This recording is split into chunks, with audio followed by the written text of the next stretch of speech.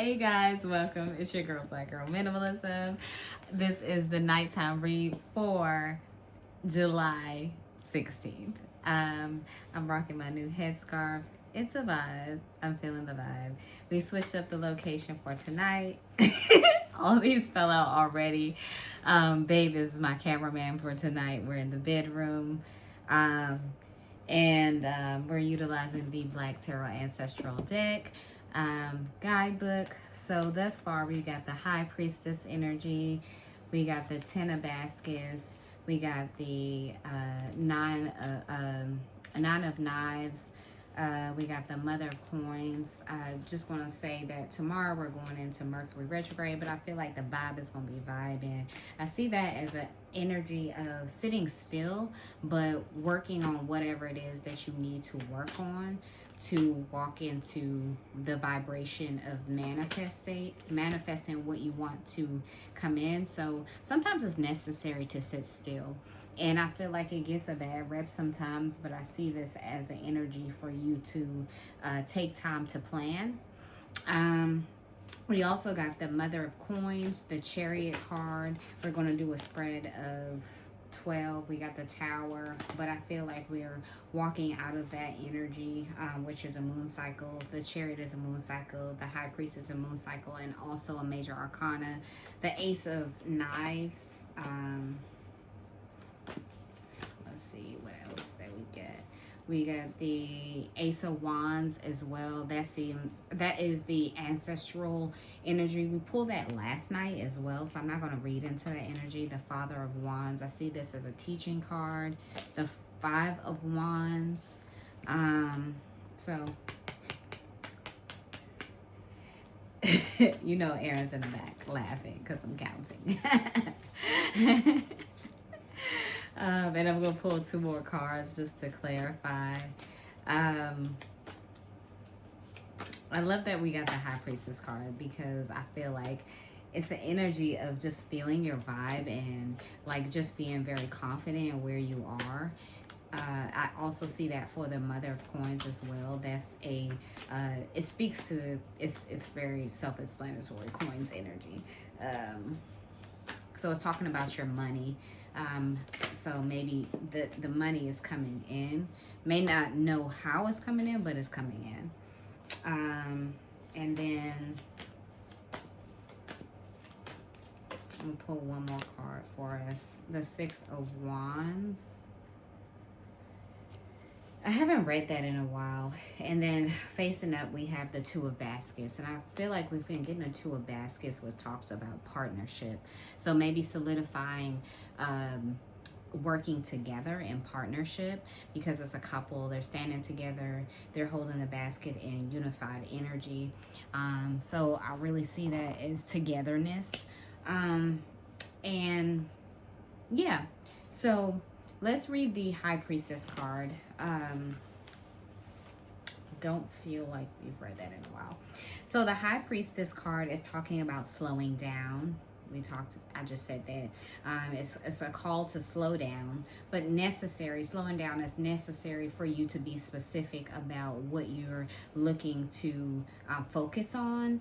Intuition, yes. So you're getting a confirmation on something. A woman is submerged in a body of water.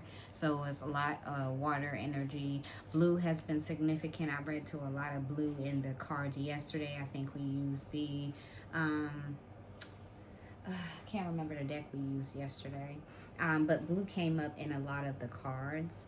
And I saw that as being specific to water energy. A woman is submerged in a body of water, embracing all beneath the surface. She is the bridge and the connector, embracing, she is the bridge and the connector between the seen and the unseen, conscious and subconscious, the light and the shadow, the pomegranates, the original forbidden fruit around her. So I never saw that it was like pomegranates around her. So I'll put it up to the screen. symbolize the secret she holds, rebirth, fertility. So she's birthing something. The two halves of a pomegranate reminds us to balance all parts of ourselves. So like having a full understanding of which parts, how you want to compartmentalize your life: heart, mind, body, spirit. The high priestess is the protector of the unconscious, so reminding us to retreat and to reflect. She invites us to dream, to the dream realm. So maybe you might be getting messages in your dreams and giving us access to earthly wisdom. So this might be significant to the Ace of Wands. Maybe your ancestors are going to be sending you messages through your dreams, and that's the way in which they'll be communicating with you. She encourages us to find the equilibrium between opposites, like the cycles of seasons, or the sun and the moon. Sun and the moon, complete opposites, but they hold significance in the messages in life. Sun is like birthing. Moon is like, I see that as a point of like maybe taking rest. So the high priestess is the moon in all its phases, and that's where I said it's the moon phase that's represented in this card. When the high priestess card is pulled, it is time to consider the following. What do you need to allow yourself to feel rather than to think about? So maybe getting more in touch with your emotional parts of yourself. This is very specific for the Chariot card, because you know the water energy has to do with your emotions. What is the understanding and the relationship to the intuition and the unseen? And are you paying attention to your dreams? So maybe writing it down, and the intuition. And the flower is the dahlia, which is representative of balance. And the element is water. So yeah, there it is. So the chakras are the third eye. So your intuition, third eye is here. The sacral. And then the yang energy is mystery, spirituality, thirst for sacred knowledge. So maybe doing your research and going within. Creativity, fertility, sensuality, common sense, and wisdom, duality, the divine. So tapping into all of those elements. The aligning energy is listening to your intuition, your gut feeling. Vibe with positive people. So paying attention to who you're surrounding yourself with. And the affirmation is, I trust in divine timing, knowing all will be provided as needed. And I think that is very specific to what is it? That's very specific to the Mother of Coins, because it's talking about provision in the essence of like maybe physical provision will be provided to you. Yeah, so the next thing that we're going to read is the Mother of Coins.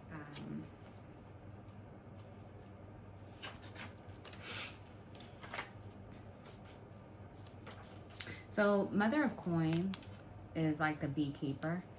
And the traits for this specific card is generosity and opulence. And opulence has to do with luxurious energy, a higher calling for yourself. A beekeeper stands in an orchard on her honey farm holding a frame from the beehive. The Mother of Coins nurtures a space from the beehive. The Mother of Coins nurtures a space of comfort as a loving host and soothing mentor. She is down to earth, resourceful. She is bright-hearted or big-hearted, making all feel welcome and at home. So she's the ultimate mother energy. The Mother of Coins can always be called upon. So she's very reliable, especially in a pinch. The mother's abundance is well earned, ensuring security and prosperity, which enable her to welcome more individuals. So she's a leader in her essence, ensuring security and prosperity, which enable her to welcome more individuals to the table to enjoy generosity. So she's open with her heart. The card reminds you to show gratitude of all forms of opulence. Knowledge and health are riches she honors as generational wealth. So when we think about wealth, we sometimes think about it in a material sense, when wealth really is, I can hear Bob Marley saying right now, he was asked a question. He was like, he talked about riches. Someone asked him about how did he consider himself to be rich. He was like, do you feel like physical riches is, does money make you rich? And rich has to do with you're rich in life, in experience, and how you're treating people, things like that. And he asked a question, do money make you rich? No, it doesn't. So I think I always hear that when I think about richness, is richness in life. Sorry guys, my little headpiece came down. So the yang energy is reaping fruits of labor. Creature comforts, resourcefulness, and honest. And the aligning energy is asking you do not spend for 1 week or month. Yeah. So it's considering how you're taking advantage of your physical wealth. And so how are you appreciating your finances? So yeah, those are the 2 cards that I'm going to read from this particular pool. And then I'm going to use the Secrets of the Ancestors Oracle deck, which is one of the newer decks. This is by Abiola Abrams. I also have another deck that is by Abiola Abrams as well. But this one is my newer one. Aaron just got this one for me. So I'm going to pull 3 cards from this particular deck. Okay, a little more than 3 came out. So we got the completion. Okay, everything is taken care of. Disruption. There's always a little bit, and this might be talking to the why can I think of it? Mercury retrograde. So you're gonna have a little bit disruption in the energy. So, but even though that it's gonna be disruption, is saying that still completion, ancestral force, so they're guiding you in the energy that's coming in. Conscious connection, so it's talking about your community. You're going to be building more connections that's going to be pushing you forward. Good juju, so good energy is coming in, so don't let that stop you from what's coming in. I'm going to read into this because this is number 22 in the deck, and I don't think I've read this before. The yellow is also very significant in this card as well. We've been reading a lot of yellow. I've gotten yellow on my nails today as well. Possibilities and potential, here we are, another positive read. I think this is the number on this card is 0, which is, I don't think I've ever seen that in a deck. And explore is asking you to have fun. Maybe be curious about the energy that you're welcoming in. So let's read into the explore energy, number 33. And let's read into number 22, good juju. So I love that these cards are numbered. Y'all know why I like it, because I can get straight to the message. So the good juju says to be inspired. Sorry, this is a little longer than we usually go, but I think it's asking for us to just really be appreciative of what's coming. There is something in the air, and it is success. Great things are happening. Open yourself to opportunities and unexpected choices. Claim your moment. Beautiful. Embrace the rebirth in love, health, money, and happiness. This is not the time to tiptoe. Be big, bold.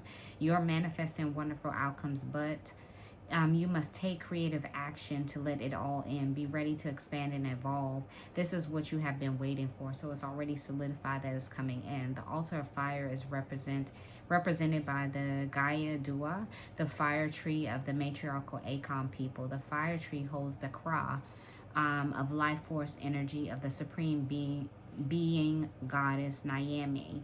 The fire trees were planted by the Queen Mother, see, mother energy again, who maintained the ancestral altars and shrines to goddess Nyame on behalf of her people.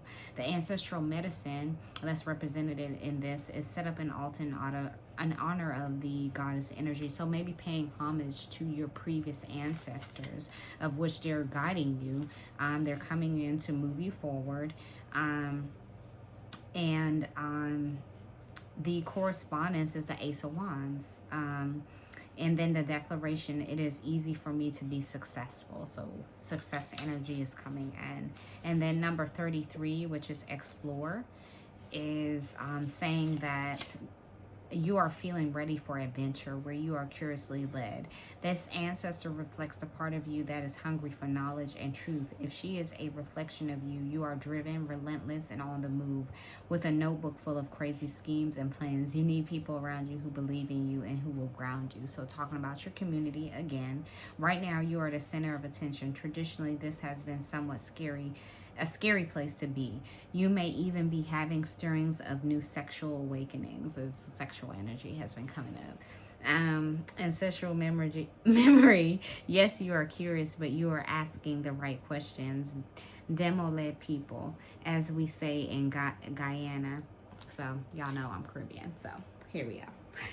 Used to say that some people are too smart for their own good.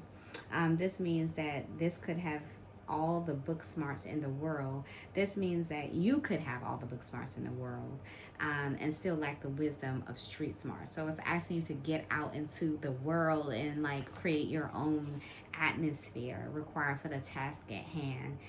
Don't let this be you. The root of the air is the plant spirit of the vegetable okra. That's Boo's favorite food. She's been asking me to cook that. Also known as okra. For the Akan of Ghana, okra is a bosom aligned with the soul. Kra meaning soul. And we talked about the soul energy yesterday. I put it on my Instagram. Soul has been coming up, so I love this. The energy of the okra plant spirit is slippery. The energy of the yummy dish, and the perfect for spiritual cleansing and slipping away for undesirable situations. But this slipperiness is still not desired trait for humans. The tarot correspondence is the Page of Swords. I am willing and open to learn and grow. So I'm going to be cooking some okra soon. And it is an aphrodisiac, guys. So I hope you guys enjoyed this message. I will see you next time. I love you so much. And if you love the skincare, go and shop your girl, blackgirlco.com. I love you. See you next time. Bye.